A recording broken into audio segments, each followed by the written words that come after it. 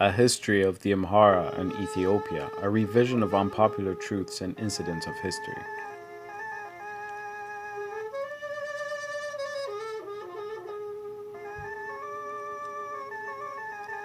According to Ethiopian history and classics such as The Abyssinians by David Buxton, a Cambridge University researcher who traveled to Ethiopia during World War II, the Amhara are an ancient Ethio-Semitic people who are settled agriculturalists of the Ethiopian plateau, living mainly in the highland regions but also throughout the nation. On page 27 of the Abyssinians, David Buxton relates that the Amhara, along with the other Abyssinians, are the ones who share the traditions of the Aksum kingdom. The Amhara have inhabited the plateau conventionally for 3,000 years. Amharic, the language of the Amhara, is the official language of Ethiopia.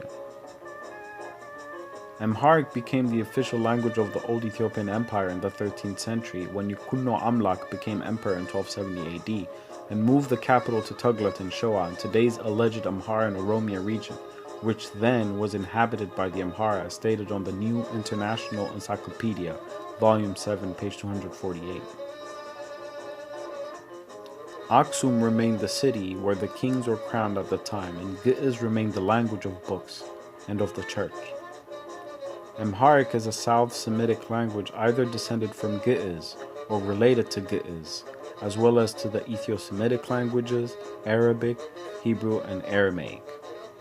But according to Wolf Leslow, the late professor emeritus at UCLA, a scholar of Semitic languages and one of the foremost authorities on the study, and Dr. Girma Demeka, among the most closely related languages to Amharic and Gi'iz is Akkadian, an ancient Near Eastern language which was spoken in Mesopotamia in modern-day Iraq and Syria 5,000 years ago.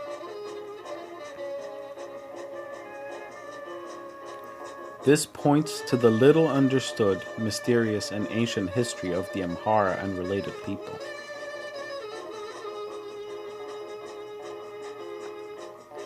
The predominant religion of the Amhara is Orthodox Christianity, the state religion of Aksum, but Islam and Judaism are also practiced by the Amhara.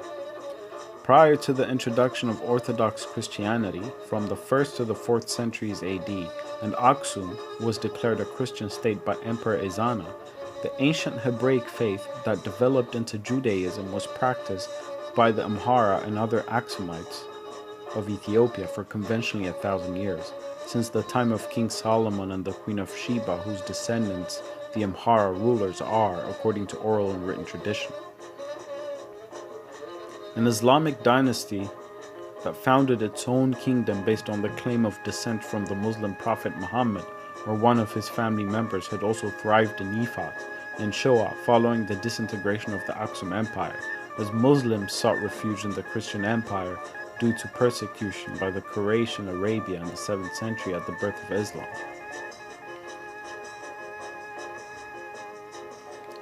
After the 10th century fall of the Aksumite Empire, which was said to be among the 4 greatest empires of the globe in its heyday, including Persia, China, and Rome, by influential and renowned philosophers such as Manichaeus, the 3,500-year ascendancy of the Zagwe dynasty of the Ago, a people related to the Amhara, took place.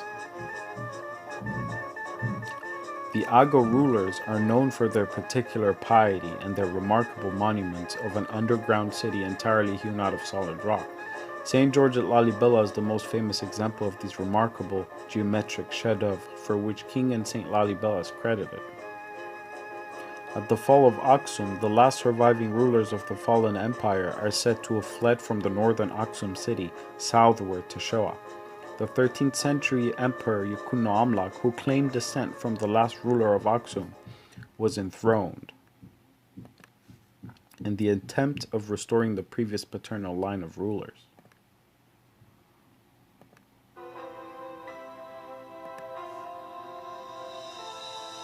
Yukunno Amlak and his successors became to be known as the Amhara emperors of Ethiopia. Amhara became the geographical and political center of the Orthodox Christian Empire under Yukunno Amlak. With the Amhara king's ascendancy came what is known as the Golden Era of Ethiopic or Gi'iz literature. in the 13th and 14th centuries through the 16th century. Albert Gerard's African Language Literatures on page 8 reads that 1270, when Yukuno Amlak mounted the throne, is when the golden age of Giz literature began.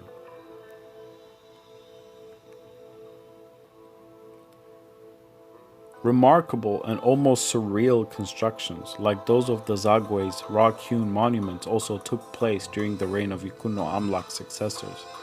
For instance, as recorded in the Futuh al-Habasha, which was an account of the 16th century war between the Christian Empire of Ethiopia and forces backing the Adol Sultanate, Emperor Naod had built a church or temple known as Makana Selassie, made entirely of gold, that was looted and burned down by the invading forces. The source relates that it had taken him 13 years to build it, and that upon dying his son Libna Dingle had continued its construction. The passage in the Futuh al-Habasha on pages 220 and 221 and then 240 through 247 reads, "There was a church in Amhara that had no peer in Abyssinia. King Naod, the father of King Wenagsega, Ate Libna Dingle's crown name that is, had built it. He exhausted himself in its construction, in its planning, and in every detail of the work. He adorned it with gold and spent 13 years in its construction. His son took over its construction after him. It was entirely plated in gold leaf. It blazed like a fire. The king named it Makana Selassie. The sepulchre of King Naod bin Admas bin Zera Yaakov is inside the church. Amhara has other churches in it that belonged to earlier kings, but a construction like this church was not to be found." The recollection of their journey to Amhara, which is a region of flat arable land, standing crops, rivers, and copious rain of wheat and barley. In it are their scribes, their priests, and monks. It is also the residence of their kings. But the king does not reside there permanently. No king who reigns over Abyssinia can exercise his rule unless he has been enthroned in Amhara. They call the people there who serve the churches Debtara, which means in their language eloquent theologians. These are Christian people whom the king regards with beneficence and diffidence. Some of them become advisors to the king, while others are related to him by marriage. The Imam asked all the Arabs who were with him, "Is there the like of this church, with its images and its gold, in Byzantium or in India or in any other place?" They replied, "We never saw or heard of its like in Byzantium or India or anywhere in the world." As said in Jean Dorés's Ethiopia on page 145, the plunderers also looted a book made of gold, and the royal insignia and treasure concealed at Gannat Mariam, as well as crowns, diadems of ancient kings, ceremonial mantles, and daggers. They also found a number of tabots, altar tables representing the Ark of the Covenant, made of gold and that were so heavy that 5 men together were unable to carry them. Libna Dingle was never to see the help which the Portuguese had helped to carry out.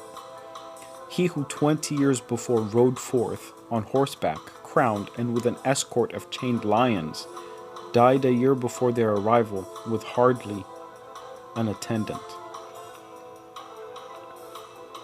The Al-Ibrahimi Yemeni chronicler of the Futuh al-Habasha during the 16th century war between the Ethiopian Empire and the forces backing Graing Ahmed records that the invading forces needed 20 days to loot and recuperate all the gold from one single church in Amhara. This somewhat reveals the massive degree of the empire's wealth at the time prior to the irredeemable and severe damage brought upon it, and the endless war between invaders and the emperor striving to save it from total destruction to prevent its conquest. The concealment of these truths has led to the dishonest portrayal of the Ethiopian emperors, and particularly the Amhara, as an oppressive people because the emperors and the people fought off invaders and did not hesitate to destroy their killers. This utterly destructive war occurred in the beginning of the 16th century, after Libna Dingle succeeded his father Emperor Naod. During his reign, the great capital city of Ethiopia was Barara, displayed on Fra Mauros's map and supported by recent archaeological findings. The capital city, Barara, was located near and on the same soil as the modern capital, Addis Ababa, which astonishingly explains Emperor Menelik's ambition to retrieve and recover the land of his ancestors and situate the new capital, Addis Ababa, where the capital of the kingdom was prior to the 16th century Oromo migration. Barara was the capital of Ethiopia between 1435 and 1530. The city was destroyed and occupied by the Oromo, whereas before it was the siege of the Emperor of Ethiopia, where he concentrated wealth and power. Emperor Zara Yaqob held power at Barara, sending for artisans in India and Venice.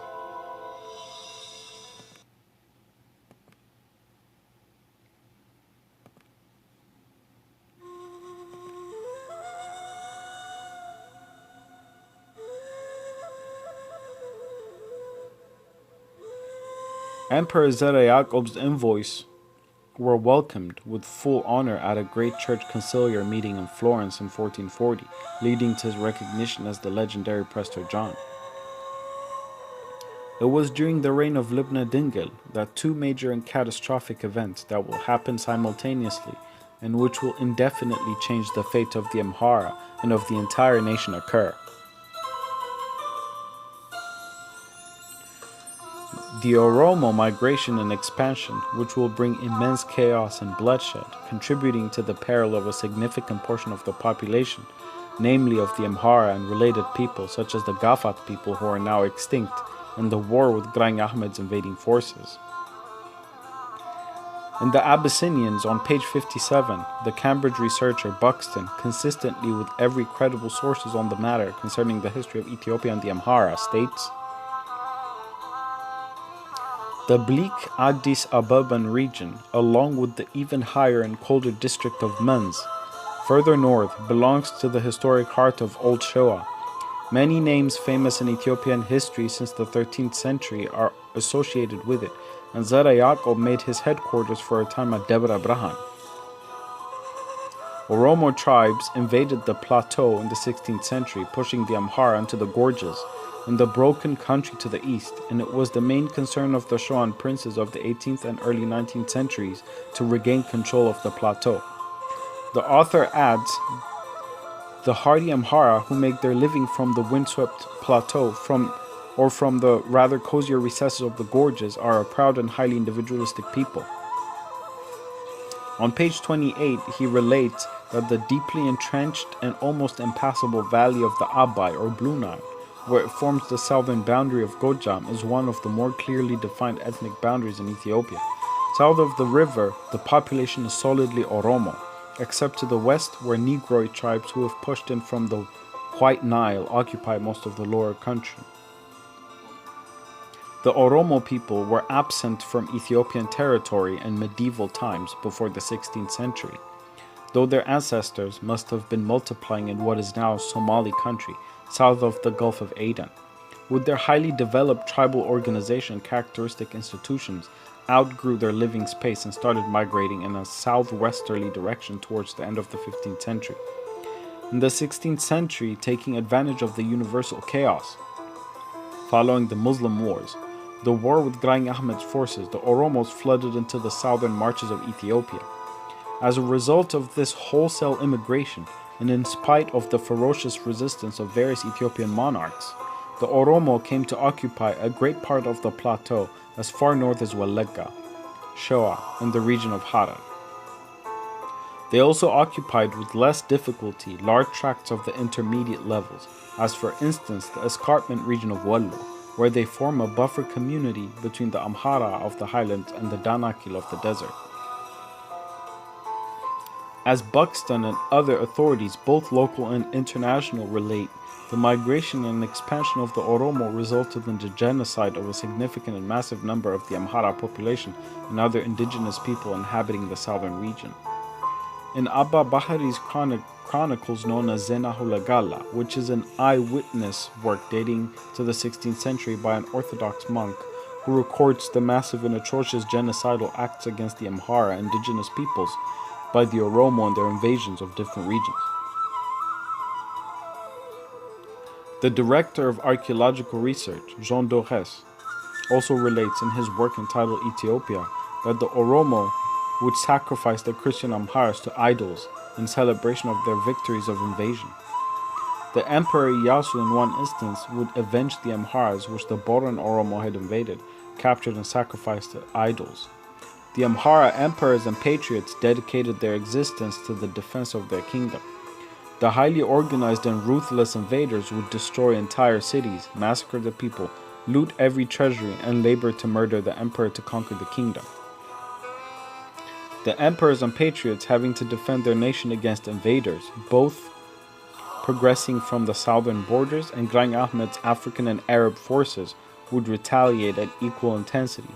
Having eventually regained control, the succeeding generations of invaders would ironically become the accusers of the Amhara, pleading to have been subjugated by them. Very few seem to know that the capital city of Gondar was founded as a fortress city by Emperor Fasilides to secure the throne of the Emperor of Ethiopia and protect it from the southern invading Oromo by transferring it to the north to Gondar from Shoa. Fasilides himself was born in Shoa, and his father Susnios, who was captured by the Oromo at 16 and lost his father at their hands while at war with them. The heir of the princes known as Zemene Mesafint was 100 years of the nation drowned in utter instability as a result of the constant wars with the expanding Oromos. It is indeed ironic that Amhara patriots are ever painted as subjugators, whereas it is they who have been pushed on their own land and their people who underwent an undiscussed genocide. At last, I will leave you with a quote by Emperor Lubna Dingle. Upon knowing that he had lost every province to the invading enemies, and news had reached him of the death of Ras Wasan Seged, his most important and trusted general, as written in the Futuh al-Habasha. Lubna Dingle said, "We shall go to the kingdom of our forefathers, the kings of Amhara. We shall die by the gates of Amhara while defending her."